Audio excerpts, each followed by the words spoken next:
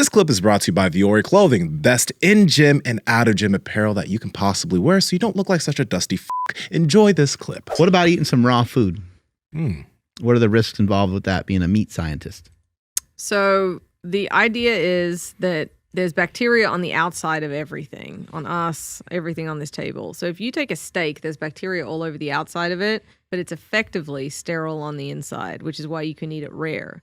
But if you were to run that through a grinder and mix the bacteria and the sterile meat together, that's why you have to cook ground meat to a different temperature. Having said that, that's the lowest common denominator, like stopping Darwinism in its tracks, right?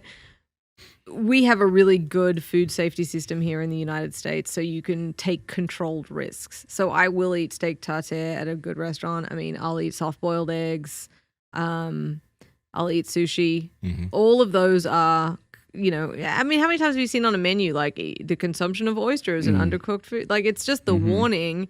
I probably wouldn't eat it at certain restaurants. Yeah. It's a common sense thing, But yeah, I eat it for sure. It just has to do with time, right? Because like we were, we've obviously used to eat stuff raw. We didn't always have such great access to fire, but it's the amount of time, right? So from the time the animal's killed, and there could be like so many different things that happens to that particular meat by the time it gets on your plate or to your home, right? It's usually pretty controlled all the way up until it gets to the grocery store, and then it's obviously at the mercy of the grocery store or the butcher shop as to like, are they keeping it at the right temperature? It's mainly a temperature thing more than anything. You don't know if they had it in the display case for a day or two and then they had to freeze it again or whatever. I mean, they're not supposed to do stuff like that, but they probably do sometimes. Probably. Right. It's like the guy spitting in your burger at McDonald's, like we've seen videos of, like, does that happen in every Big Mac? No. But does it happen? Probably. Yeah. So it's just, and bacteria will rapidly double and grow the more time you leave it exposed. But the two biggest risks on the animal for contamination are the hide and the gut contents. So that's why there's really, really strict measures in place. It's amazing. Deer and elk are much more forgiving than cattle as well. Otherwise, you'd have like a lot of sick hunters. Like from some of the shit that I've seen, the way that people process their animals, like wild.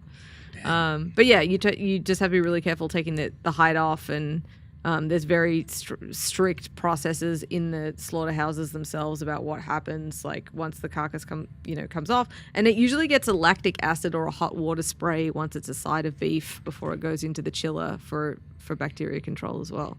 Hey guys, if you like this clip, go ahead and comment down below and let us know what you liked about it. All right, share this with a friend. Make sure to subscribe to the channel, and also we are on Reddit and Discord.